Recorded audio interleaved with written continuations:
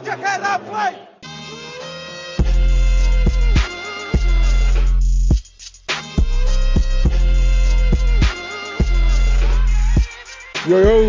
Lep pozdrav obema, kako ste kaj?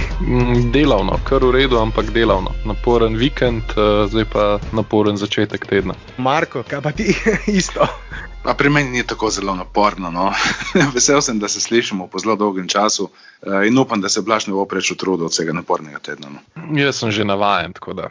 Nobenih garancij, pa da ne bomo zgubljali časa z small talkom. Pejmo na našo topiko. Redni del sezone je končan, začenjajo se play-in tekme, potem pa ta teden v soboto že play-off, tako da nobenega premora, res naporen urnik to sezono in obema ekipama slovenskih zvezdnikov, Dončića in Dragića, bo ta počitek zagotovo prišel prav. Ne bo jim treba igrati play-in tekem, tem so se izognili. Pa preden rečemo kakšno o Dallasu in Miamiju, če se strinjata, bi sam začel s temi play-in pari, potem pa pogledamo ostale pare play-offa, danes bolj na hitro. Potem pa pred samim začetkom play-offa bomo naredili še eno malo daljšo analizo para Heat Bucks v prvem krogu na vzhodu in na zahodu seveda ponovitev lanskega prvega kroga, Mavericksi proti Clippersom zopet in ne dvomim, da bo zopet zelo pestro in zanimivo. Luko so včeraj tudi vprašali, kaj misli o ponovnem srečanju z Marcusom Morrisom, zelo glasnim Marcusom Morrisom in se je samo nasmejal, tako da mislim, da se nam obeta dober dvoboj, ampak play-in smo rekli, da bi začeli. Lakersi proti Warriorsom, mislim, da moramo nekaj najprej o tem reči, Tanada.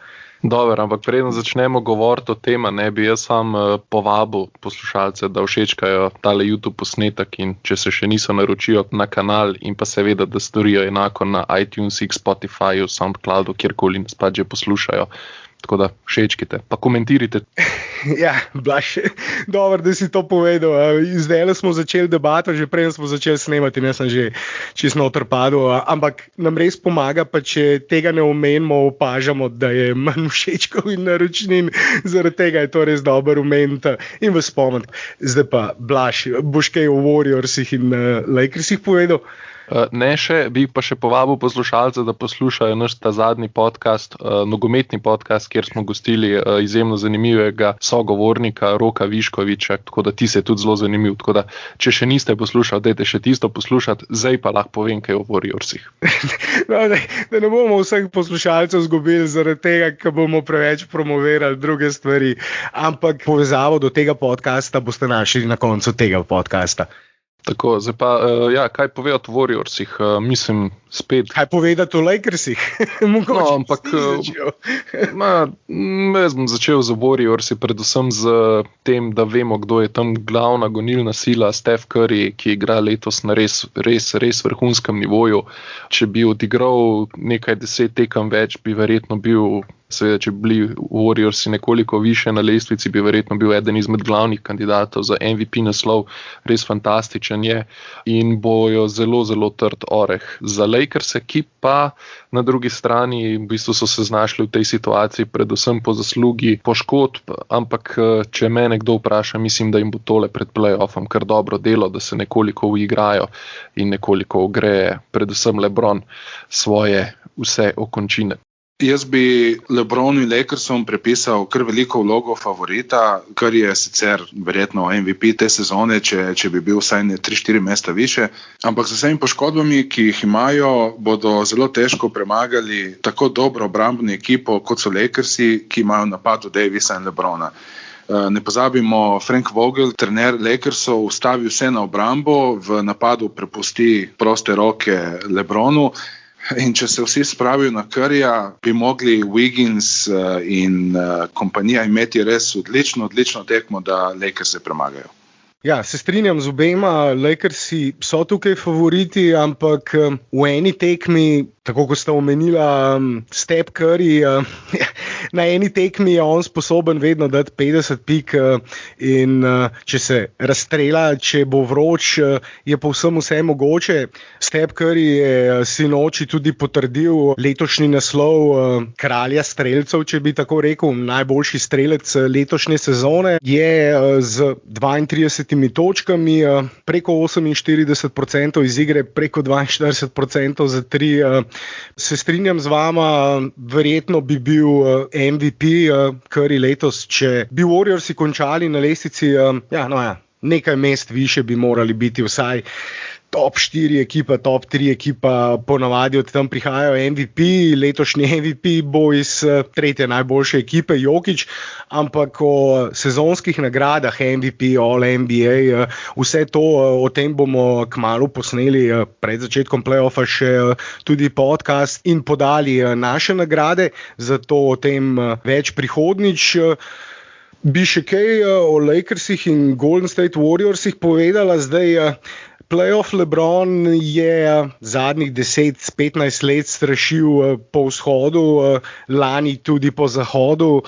Vemo, da je to še vedno igralec kljub njegovi spoštljivi košarkarski starosti, ki še vedno lahko vklopi to prestavo višje in je to v play-offu vedno tudi naredil in na koncu tudi potrdil, tudi če ni bil MVP redne sezone in se zadnja leta predvsej bolj šparal v rednem delu sezone, na koncu vendarle v play-offu redno potrjeval, da je še vedno najboljši igralec lige NBA. Zdaj po tej zadnji poškodbi, glede na to, kako je izgledal v zaključku sezone, mogoče vidva bolj dvomita v to, da bo playoff LeBron se prikazal to sezono, ali ne dvomita v playoff LeBrona?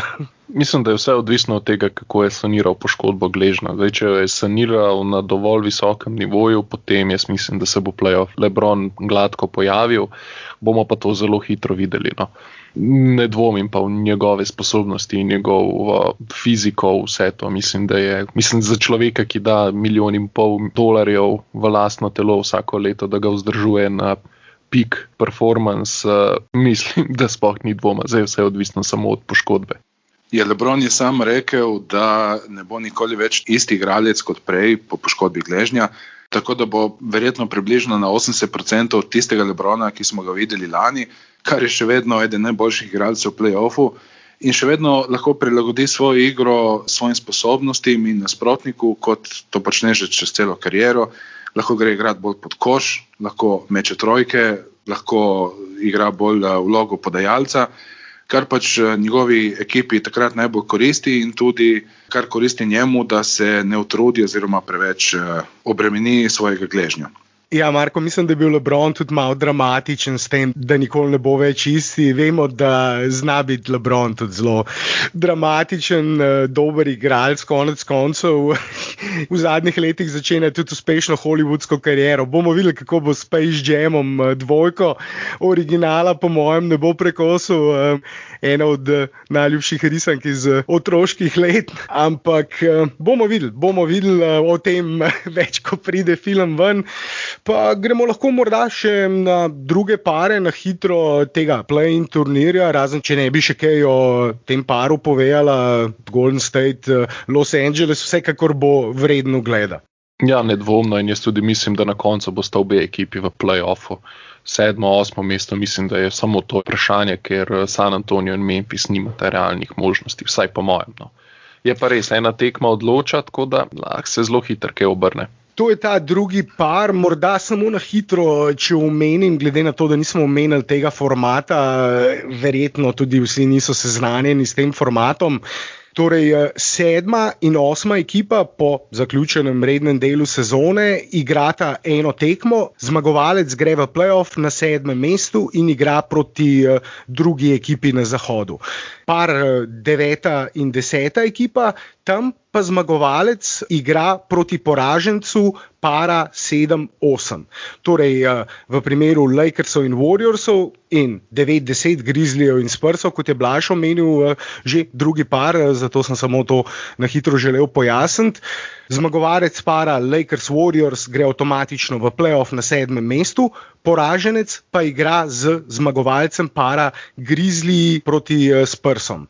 In tisti zmagovalec tega para, poraženec med Lakersi Warriorsi in zmagovalec med Grizzlyi Spursi, potem konča na 8. mestu in igra proti prvi ekipi na zahodu, torej Utah Jazzom. Ta tekma mislim, da je kar intrigantna. Memphis je mlada ekipa, večina igralcev Memphisa je prvič v play-offu. Ja Morant, njihov najboljši igralec, je v izjemni formi.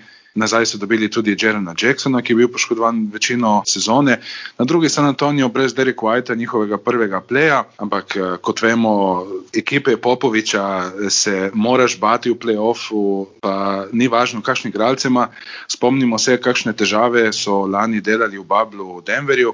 In tukaj proti toliko mlajši ekipi lahko pričakujemo še boljšo tekmo, ampak kot smo že omenili tudi pri Warriorsih in Lakersih, dovolj je, da en igralec postane vroč, zadene nekaj trojk zapored, se stvari razlika in katerekoli ekipa lahko zmaga, ne glede na to, ali je bila favorit pred začetkom tekme ali ne. Ja, se povsem strinjam s tabo. Samo eno stvar bi te popravil. Dvomim, da bomo videli Spurse na playoff nivoju, mogoče na play-in nivoju, ampak playoff pa ne vem če. Ne, se ne hecam te malo, ampak ja, ne, se iz tega vidika se povsem strinjam. Mislim, Popovič je prekaljen maček in če kdo lahko naredi na eno tekmo čudež, mislim, da ga lahko on. Tako da tudi pri njih ni vse odločeno, ampak še vedno mislim, da ne glede na to, ali bodo to Lakersi ali bodo to Warriorsi, da nima ne Spursi ne Memphis pretirano dobrih možnosti, ampak kot se ponavljam že nekaj časa, ena tekma je pač ena tekma. Grizzlyi so res zelo zanimiva, fascinantna ekipa in mislim, da bojo v naslednjih nekaj letih, ko bodo te mladi igralci, zelo mlado jedro, se še razvili, napredovali, da znajo kmalu nekako ciljati med tiste, ne ravno top 4, ampak top 5, top 6, top 7 ekip na zahodu, torej ekipa, ki se bo redno uvrščala v playoff in morda računala tudi na kaj več, da bodo kmalu na tej točki. Omenila sta par igralcev, Ja Morant, zelo perspektiven, Ja Morant, o katerem sva z Blažem govorila tudi v tistem top 25 pod 25 podcastu, ampak poleg njega, Marko, ti si omenil Jarena Jacksona Juniorja, zelo zanimiv igralec, Jonas Valanciunas ima dobro sezono, zelo perspektivna, zanimiva ekipa. Bi še kaj dodala? Tukaj vidva lahko omenimo še tista druga para na vzhodu? Ja, dajmo iti na vzhod. Mislim, da smo bili kar izčrpni z pari na zahodu. Torej, Charlotte bo igral v Indiani, Washington bo igral pri Bostonu. Washington ali Boston sta favorita v tekmi proti Charlotteu ali Indiani, seveda. Pri Charlotteu je poškodovan glavni igralec Gordon Hayward, Indiana ima tudi kar nekaj poškodb, težko je napovedati, kdo bo zmagal, pa tudi ni tako zanimiva tekma. Kdorkoli bo zmagal, bo pa imel velike težave proti ali Washingtonu ali Bostonu. Zdaj, glede na to, da je Westbrook spet the man, ta glavni v ekipi in tudi Bradley Beal mu ne more slediti oziroma ga malo prizemljiti, verjamem, da bo verjetno spet končal tako kot vsa ta 4-5 let z Oklahomo in Houstonom. In Westbrook je tačni igralec, ki lahko 3/4 dvigne ekipo in zadnjo četrtino ekipo potunka. Boston je sicer brez Jaylen Browna, ki je že končal sezono, ampak verjamem, da proti Washingtonu ne bi smel imeti problemov in na to tudi proti zmagovalcu para Charlotte Indiana. Tako da jaz bi rekel, da bo Boston verjetno 7, na koncu Washington pa 8. Ja, jaz se v tebi pridružujem, dejansko je to tudi moja napoved, da Boston ne bi smel pretirano velikih težav imeti ne proti Washingtonu, kaj šele proti komorkoli drugemu v tem play-inu in da bodo na koncu zasedli 7. mesto. Kljub poškodbi Browna, gre za zelo lušno ekipo pri Bostonu, ki jim letos pač enostavno ne gre stvari po načrtih, ampak vseeno premorejo, mislim, da več kvalitete kot pa recimo Washington. Na drugi strani pa Westbrook, triple-double machine, spet tako kot je bil že prej igralec, ki ga zelo rad gledam, ne rad ga pa vidim v svoji ekipi. Vem, da se to sliši smešno, ampak tako nekako je, pač izjemno zanimiv igralec za gledati, ampak ja, tako kot si ti omenil, tako kot lahko zmaga, lahko tudi zelo hitro potunka tvojo ekipo. Kar se pa tiče drugega para, pa ja, mislim, da realnih možnosti ne eni, ne drugi nimajo. Definitivno bolj zanimiva ta Washington Celtics tekma. Ja, vidva sta zelo na hitro odpisala Wizardse tukaj. Celtics in Wizardsi, obe ekipi imata kar nekaj težav s poškodbami. Celticsi nekaj več, Jaylen Brown je le drugi najbolj pomemben igralec v ekipi, medtem ko Wizardsi imajo oba glavna zvezdnika, ki sta proti koncu sezone našla neko solidno kemijo, ki jo je seveda z Westbrookom, tako kot sta vidva že omenila oziroma nakazala. Gre za specifičnega igralca, gre za igralca, ki igra 100 na uro, vedno na polno, ampak obenem tudi igralca, ki igra na polno na svoj način. Drugi igralci se mu morajo podrediti in drugače ne gre. Bill je pa našel neko to ravnotežje z njim, ki bi znalo biti zelo neugodno za Celticsov. Celticsi so res nekako prišepali zdaj v ta play-in turnir.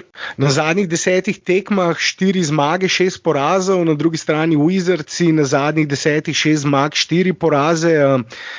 Wizardsi, tako kot Celticsi, sem rekel, obe ekipi veliko težav s poškodbami, ampak nekako Wizardsi v zadnjem času manj, v zadnjem mesecu, v zadnjih tednih. Na koncu sezone je prišlo do te poškodbe Jaylena Browna in Washington Wizardsi so pa zdaj v zadnjih tednih igrali z relativno nespremenjeno postavo in zaradi tega jih jaz ne bi tako hitro odpisal, bi morda jim celo dal kanček več možnosti kot Bostonu in potem Bostonu morda dajem nekaj več možnosti pri dvoboju z zmagovalcem para 9-10 Indiana in Charlotte. Charlotte sem zaradi Lamela Balla letos veliko gledal, ampak nimajo samo Lamela Balla, imajo še nekaj zanimivih, dobrih igralcev in so taka res gledljiva ekipa z gledljivim stilom igre. Na drugi strani Pacersi, pri katerih je v zadnjih tednih bilo veliko govora o težavah v slačilnici, težavah na relaciji trener, igralci, vodstvo moštva in se zdi, da je tudi to malce vplivalo na njihove predstave to sezono.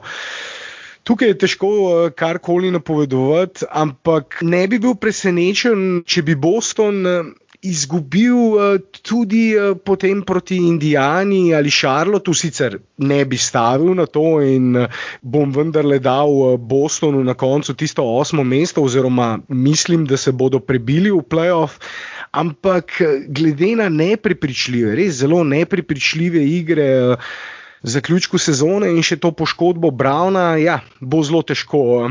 Pejmo še na Dallas pa Miami in še kakšno rečemo o tem. Razen če ne bi morda predtem še kaj povedala o parih Knicks Hawks na vzhodu in Nuggets Blazers na zahodu, preden rečemo na hitro nekaj o Bucks Heat in Clippers Mavericks. Ja, ne vem, jaz bi te dve temi oziroma ekipi in pa tudi vse ostale prišparal za naslednji podcast, tik preden se bo začel playoff, ko bomo imeli vse pare znane, tudi po play-in turnirju. Kar se pa tiče Dallasa, jaz moram reči res vrhunska ekipa nasproti Clippersi, govorim vrhunska kot vrhunska izbira, meni je to ful dober. Dallas bo šel zelo hitro domov, Dončić bo prišel lepo spočiti na play-in turnir za olimpijske igre.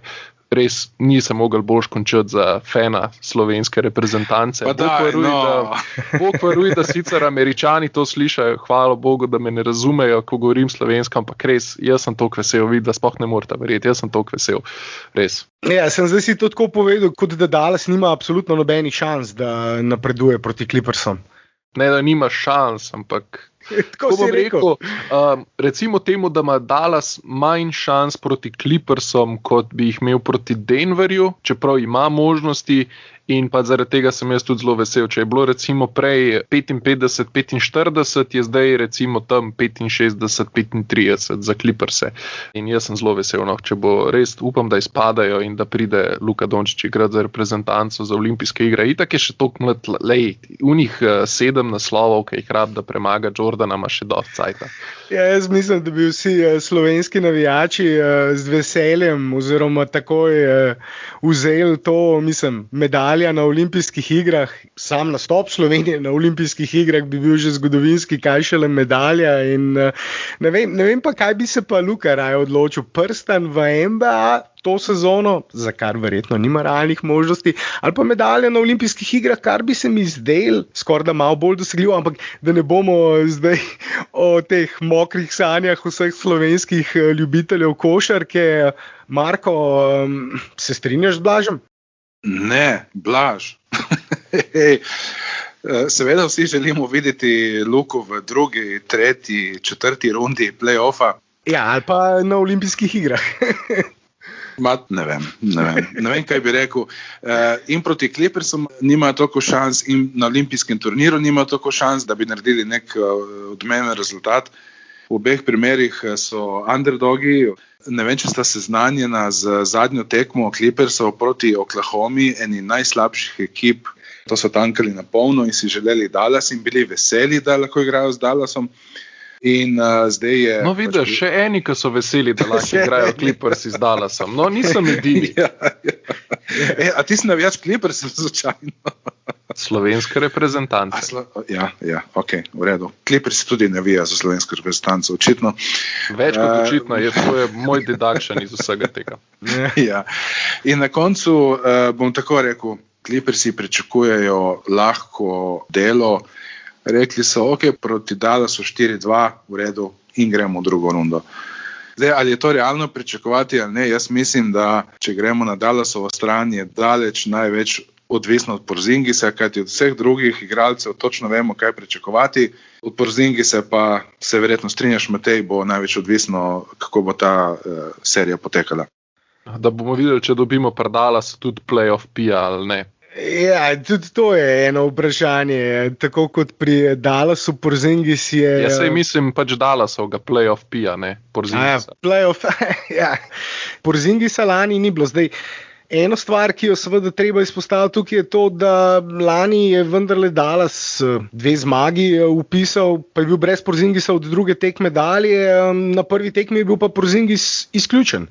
Zdrav Porzingis, vemo, zdrav Porzingis, v formi Porzingis je lahko še vedno zelo koristen Porzingis, kljub temu, da smo vsi zelo frustrirani ameriški navijači iz Dallasa, po domače povem, pizdijo nad Porzingisom slovenski ljubitelji NBA košarke, ki spremljajo Dallas, pizdijo nad Porzingisom.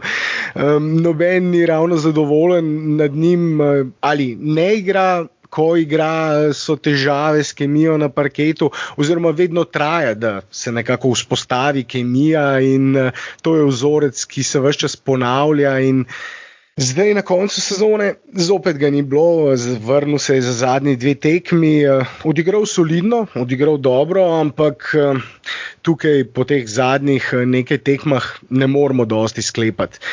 Tudi po tem zadnjem porazu Dallasa proti Minnesoti, ki na koncu ni odločal o ničemer, glede na to, da je bil Dallas odvisen tudi od seveda drugih tekem in Clippersov, ki so kar pošteno tankali, ne samo, da dobijo Dallas, tako kot si ti povedal, Marko, ampak tudi, da se izognejo Lakersom vsaj do potencialnega finala Zahoda. Matej, pri Clippersih ne smemo pozabiti, da je to, ne bom rekel ravno kompletno druge ekipa, ampak precej drugačna kot tista, ki je Dallas odščipnil 2 zmagi v Bablu. Namesto Herele imajo zdaj Bako. Herel, spomnimo se, da je igral zelo slabo v Bablu zaradi različnih razlogov. Beverlyja ni bilo, ki je zdaj zdrav.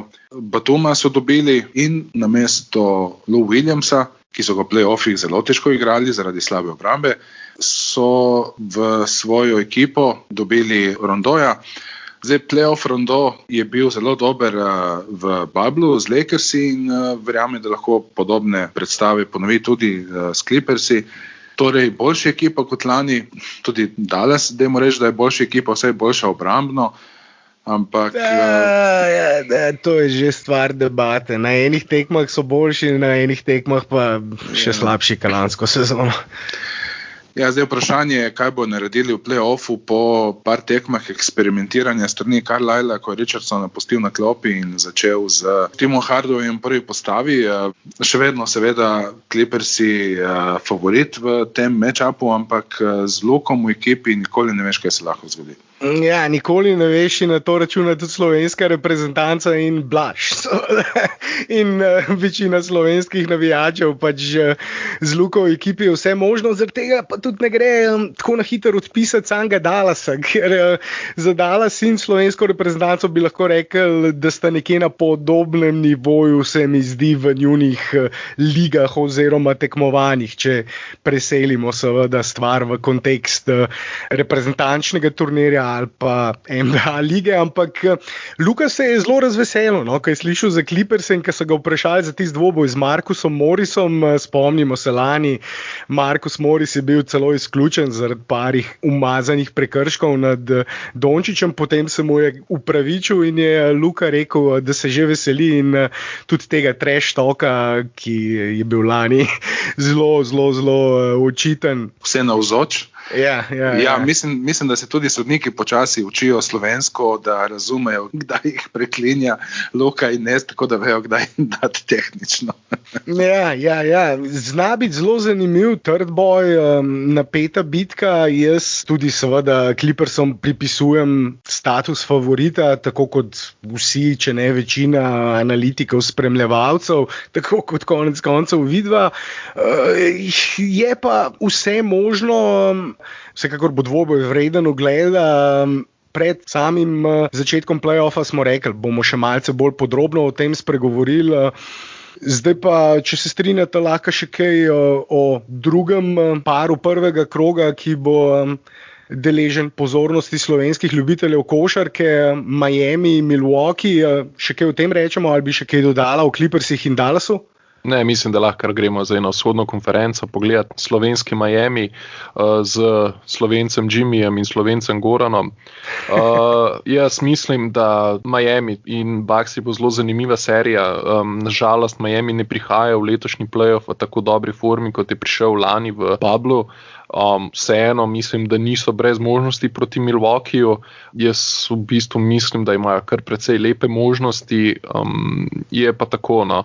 Jaz res privoščim Goranu, no, da bi letos spet imel nek dolg playoff run. Milwaukee pa, kot smo že videli v zadnjih letih v playoffu, ponavadi takrat, ko najbolj odloča, takrat imajo težave in tukaj bo odločala že ta prva tekma, ker Miami je zelo resen nasprotnik, ki ga mora Milwaukee vzeti izjemno resno in mogoče bojo v bistvu se sesuli že na prvi stopnički, v tem primeru bo itak njihov trener tako ali tako odletel in Miami je tista ekipa, ki za svojo kolektivno igro z trdo obrambo lahko povzroča težave marsikomu vsem v bistvu v ligi in so zelo neugodni za igrati proti njim in lani so že dokazali, da lahko premagajo vsakega in pridejo do finala. Jaz mislim, da je letos podobno, kljub temu, da niso prišli v enako dobri formi v playoff, ampak zelo zanimiva serija. Mislim, da je Milwaukee letos boljši, Miami pa slabši kot lani. Poleg tega ima Miami malenkost več težav s poškodbami, če jih primerjamo v tem segmentu z Bucksi. Pri Bucksih je seveda najbolj očitno to, da letos na položaju organizatorja namesto Bledsoja Jrue Holiday, za katerega so dali kar nekaj pikov, zato da pride k njim in s tem dobili še enega zelo dobrega strelca in podajalca. Na drugi strani Miami brez Jay Crowderja, ki je bil velik del uspeha v lanskih playoffih. Izgubili so tudi Olenika, ki so ga zamenjali za Oladipa in Oladipo zdaj dejansko ne igra, tako da so na minusu z enim igralcem. In to je seveda bil tudi en delček uspeha v lanskih playoffih, letos pa pač ga ni. Ima sicer Arizo, ampak jaz mislim, da bo Ariza zelo težko nadomestil in Olenika in Jay Crowderja. Sigurno imajo manjše šanse letos proti Bucksom kot lani. Jaz upam vsaj, da bo lahko Goran dal vse od sebe, da bo zdrav in sigurno bo pustil srce na igrišču, kolikor minut pač bo uspel odigrati in se veselim tudi te serije.